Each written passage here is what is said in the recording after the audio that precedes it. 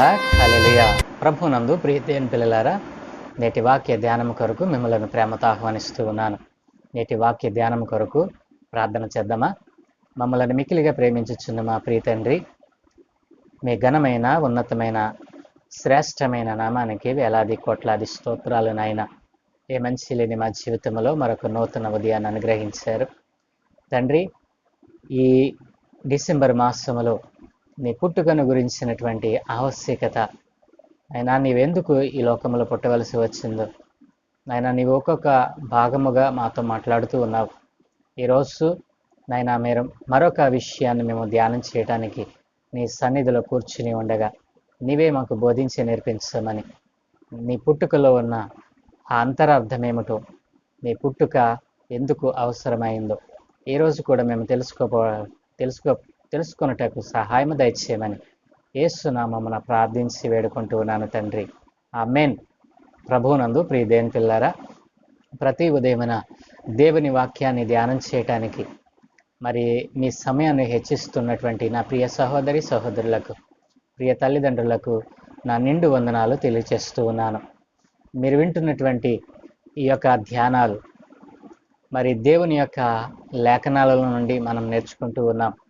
ఈరోజు కూడా మరి ప్రభువు యొక్క మరి వంశావళి, క్రీస్తు వంశావళిలో మరి అబ్రహాము మొదలుకొని దావీదు వరకు ఆయన ఎంచుకున్న రీతిని మనం ధ్యానం చేశాం. దేవుడు వాగ్దానం చేసినటువంటి వాడు, ఆయన వాగ్దానం చేసి దాన్ని నెరవేర్చకుండా ఉండడండి. కాబట్టి ప్రియ దేవుని పిల్లారా, దేవుడు వాగ్దానం చేసి నెరవేర్చేటువంటి దేవుడు. దేవుడు వాగ్దానం చేస్తే అది తప్పకుండా నెరవేరుతుంది. అది అబ్రహాము జీవితంలో నెరవేర్చినట్లుగాను, అలాగుననే దావీదు జీవితంలో కూడా నెరవేర్చినట్లుగా మనము 2 దినాలుగా మనం ధ్యానం చేశాం. ఈరోజు మిగతా భాగమును ధ్యానం చేద్దాం. ప్రియ దేవుని పిల్లలారా, ఈ రీతిగా ఈ మత్తయి సువార్త 1వ అధ్యాయము 1వ వచనాన్ని మనం చదువుకుందాం. అబ్రహాము కుమారుడగు దావీదు కుమారుడైన యేసుక్రీస్తు వంశావళి. ప్రియ దేవుని పిల్లరా, ఏ ఒక్కరి వంశమైనా ఈ ప్రపంచంలో, ఈ భూమి మీద ఉన్నటువంటి ఏ వంశమునే మనం తీసుకున్నా మరి అంతగా చెప్పుకోదగ్గ మరి లక్షణాలు కానీ విశేషాలు కానీ ఆ వంశంలో మనం చూడలేం. కానీ క్రీస్తు తన వంశంలో ఎవరెవరిని చేర్చుకున్నాడు, ఎవరిని తన వంశవృక్షంలో ఉంచుకోవటానికి ఇష్టపడ్డాడు, ఎవరెవరు తన వంశవృక్షంలో మరి పొందుపరచబడ్డారు, అట్లాంటి విషయాలన్నీ కూడా ఈ మత్తయి సువార్తికుడు చక్కగా వివరించాడు. ఈ 1వ వచనం నుండి 16 వచనాలను మనం మరి ధ్యానం చేస్తూ మనం ఆత్మీయమైనటువంటి మరి అంతరార్థాలను మనం తెలుసుకోవడానికి ప్రయత్నం చేసినప్పుడు, దేవుడు తన వంశావళిలో, తన వంశ క్రమంలో ఎవరెవరిని ఉండటానికి ఇష్టపడ్డాడు. దేవుని పిల్లలారా, 1వ వచనం నుండి మరి 15 వచనాల వరకు, 16 వచనాల వరకు కూడా మరి ఎవరు ఎవరిని కన్నారో, మరి అబ్రహాము ఇస్సాకును కనెను, ఇస్సాకు యాకోబును కనెను, యాకోబు యోదాను అతని అన్నదమ్ములను కనెను. ఇలా మరి తన వంశ వృక్షమును గురించి తెలియచేస్తూ వస్తూ ఉన్నాడు. దేవుని పిల్లారా, ఎవరి వంశమైనా మరి మనము గొప్పదిగా మనకి ఎప్పుడు కనపడుతుంది? ఆ వంశంలో గొప్ప గుణశీలురు ఉన్నప్పుడు, మంచి మనస్సు ఉన్నప్పుడు, మంచి మనస్సు కలిగిన వారు ఆ వంశంలో ఉన్నప్పుడు, వారు తమకున్న దానిని ఇతరులకు దానం చేసినప్పుడు వారు వంశములో వారు ఘనతకెక్కిన వారిగా మనకు కనపడతారు.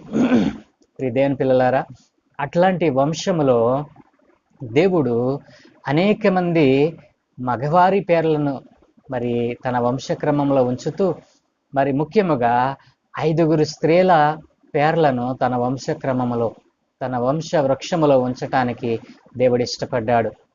దేవుని పిల్లలారా, ఎందుకు తన వంశ వృక్షములో ఈ 5 స్త్రీల పేర్లను ఆయన లిఖింపచేశాడు? దేవుని పిల్లలారా, మనము ఆలోచన చేద్దామా?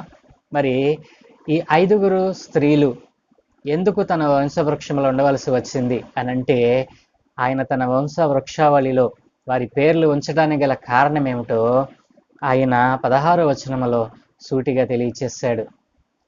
ఏమిటో తెలుసా? ఈ 16 వచనాలలో నేను 2 దినాలుగా చెప్తా వస్తా ఉన్నాను.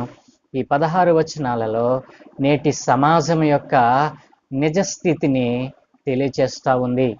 నేటి సమాజము ఎంతగా చెడిపోయిందో, నేటి సమాజంలో ఉన్నటువంటి మనుష్యులు, మానవాళి, సమస్త ప్రాణకోటి ఏ రీతిగా మరి దేవుని యొక్క ఆజ్ఞలను అతిక్రమిస్తూ ఉన్నారో ఈ 16 వచనాల్లో దేవుడు తెలియచేశాడు. ప్రియ దేవుని పిల్లారా, తన వంశావళిలో ఉన్నటువంటి 5 స్త్రీలలో మొదటి స్త్రీ మరి మత్తయి సువార్త 1వ అధ్యాయము 3వ వచనంలో ఆమె పేరు రాయబడి ఉంది. ఆమె పేరే తామారు. ప్రియ దేవుని పిల్లారా, తామారు అనంటే ఎవరో మీకు గుర్తొచ్చిందండి? తామారు ఒక విధవరాలు. ప్రియ దేవుని పిల్లారా, సాధారణంగా విధవరాలకు సమాజంలో ఉన్నటువంటి మరి వాళ్ళ యొక్క పరిస్థితి ఏంటండి? ఎవరైనా విధవరాలని మరి ఇంటికి పిలిచి ఆశ్రమిస్తారా? విధవరాలు పొద్దున్నే ఎదురుపడితే విశ్వాసులైన వారు ఎవరైనా ప్రయాణం చేస్తారా? దేవుని పిల్లలారా, తామారు జీవితము ఒక భయంకరమైనటువంటి జీవితం. తనకు వివాహమైంది, మొదటి భర్త చనిపోతాడు, రెండవ భర్తను చేసుకుంటుంది, రెండవ భర్త కూడా చనిపోతాడు. ఇది తనకు తెలిసి జరిగినటువంటి విషయం కాదు, తన వల్ల జరిగినటువంటి దోషం కాదు, ఆమెకు తెలియకుండా అవి జరిగాయి. కానీ సమాజము ఆమెను ఏ రీతిగా ఎంచింది? ఒక విధవరాలుగా, ఒక దురదృష్టరాలుగా, మరి ఒక దరిద్రురాలుగా ఆమెను మరి చూడటం మనం చూడవచ్చును. ప్రియదేని పిల్లారా, ఒక విధవరాలికి సమాజంలో ఏ విధమైనటువంటి రెస్పాండ్ ఉంటుందో మీకు తెలుసు కదూ. కానీ దేవుడు ఇట్లాంటి వారిని ఎవరు ఆదరించగలరు?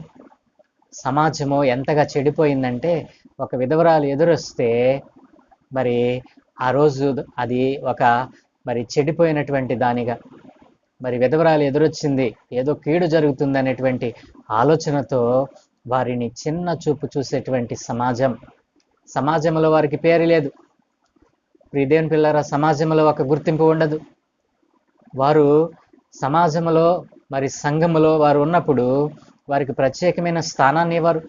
కానీ దేవుడు ఏమన్నారో తెలుసా? విధవరాలి పక్షమున వ్యాజ్యమాడతానని దేవుడు చెప్పాడు కదా.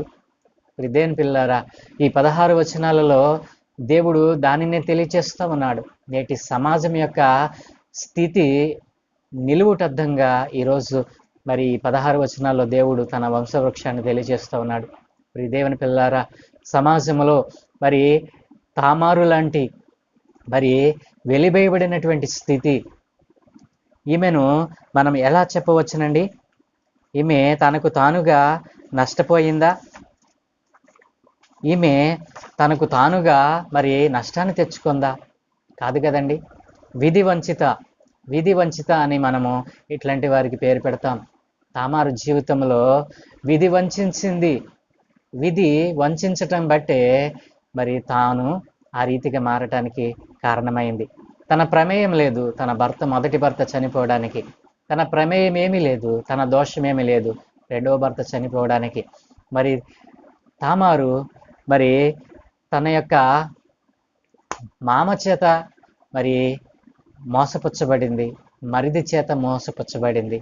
కానీ తామారు జీవితము సమాజము ఎంతగా మరి అవహేళన చేసినా, ఎంతగా యావహించుకున్నా, లోకరక్షకుడైన యేసు ప్రభులు వారు అంటున్నాడు, ఆమె నా వంశవృక్షంలో ఉండడానికి గల కారణం ఏంటో తెలుసా?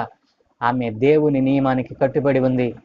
దేవుని పిల్లారా, మరి మామ అయినటువంటి యోధ తన క్రమాన్ని తప్పాడు, పాపం చేశాడు. ఆత్మ నియమం కిందకు రాకుండా పాప నియమానికి కట్టుబడి పాపం చేశాడు. మరిది ఆత్మ నియమానికి కట్టుబడకుండా మరి పాప నియమానికి మరి వ్యతిరేకమైనటువంటి స్వభావ నియమానికి కట్టుబడి మరి పాపం చేశాడు. కానీ తామారు తన జీవితంలో దేవుని నియమానికి కట్టుబడి ఉంది. దేవుని నియమము ఏమైతే పెట్టాడో, ధర్మశాస్త్రము ద్వారా దేవుడు ఏ నియమాన్నైతే ఉంచాడో ఆ నియమానికి కట్టుబడి ఉంది. అందుకనే సమాజము వంచిన విధి వంచిన తామారును తన వంశవృక్షంలో ఉంచుకోవడానికి గల కారణం ఏంటో తెలుసా?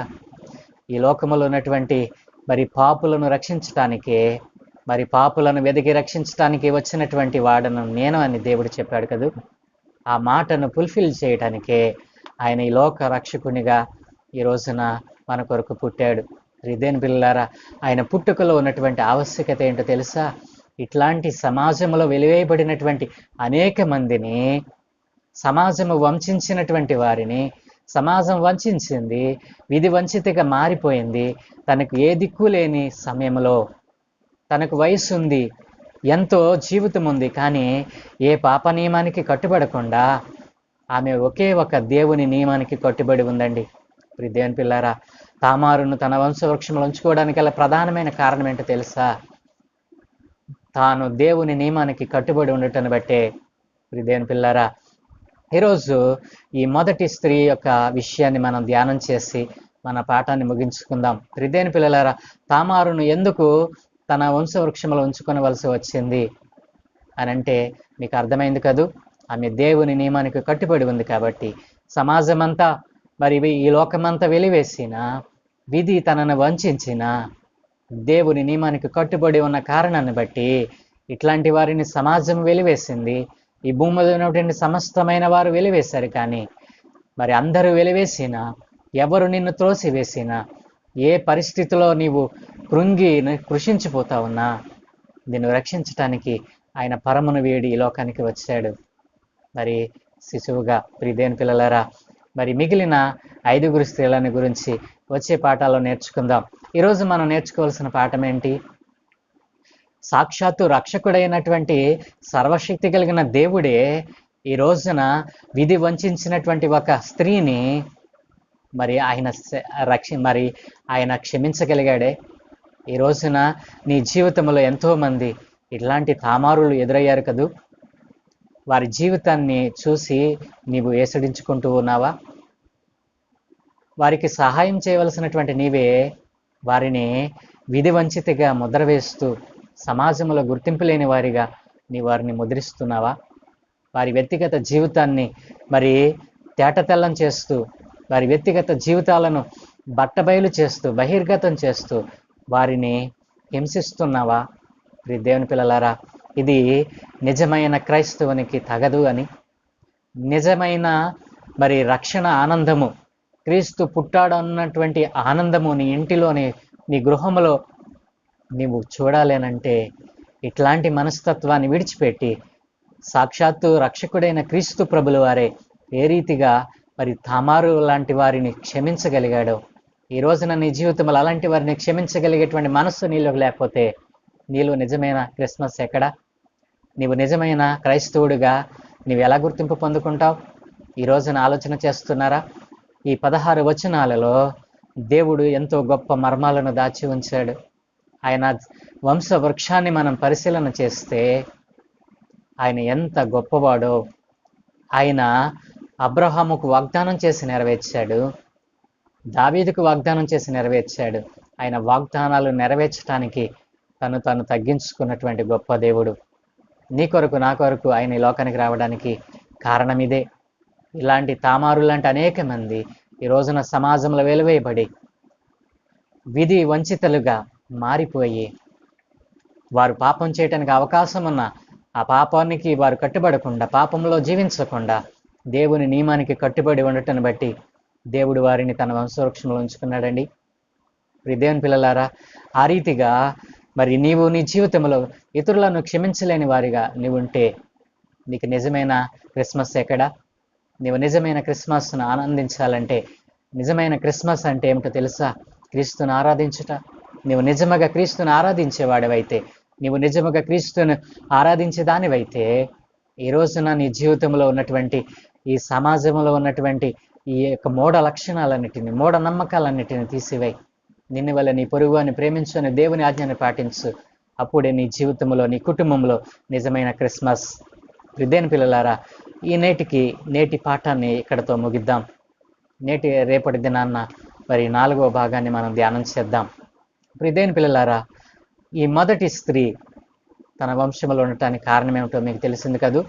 అలాగున ప్రభువు మీ కుటుంబాలను ఆశీర్వదించునుగాక. ప్రభువు మీ కుటుంబాలలో నిజమైన క్రిస్మస్, నిజమైన ఆరాధన ఏమిటో మీకు తెలియచేయనుగాక.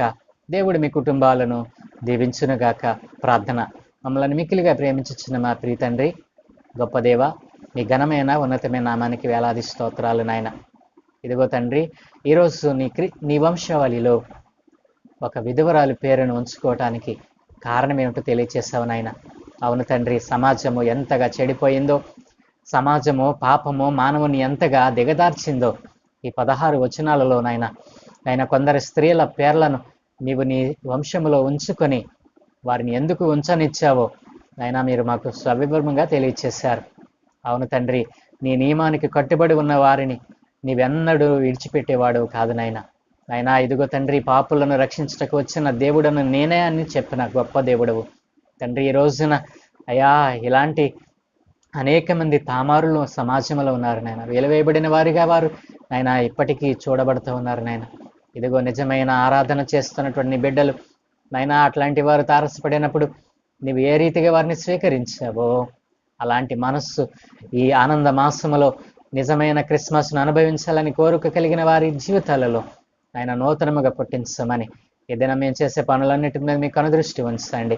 ఈరోజు పుట్టినరోజు, పెళ్లి రోజు జరుపుకునే బిడ్డలందరి మీద మీకు అనుదృష్టి ఉంచమని మీ దయా కిరీటము వారికి అనుగ్రహించినందుకే వేలాది కోట్లాది స్తోత్రాలు చెల్లిస్తూ ఆయన ఈరోజు పాఠాన్ని మీరు ఆశీర్వదించమని, దీన్ని విన్న వారిలో ఆయన ఒక నూతనమైన తీర్మానాన్ని, నూతనమైన ఉద్దేశాలను వారిలో నూతనముగా పుట్టించమని త్వరలో రానున్న యేసునామమున ప్రార్థించి వేడుకుంటూ ఉన్నాను తండ్రి. Amen, amen, amen.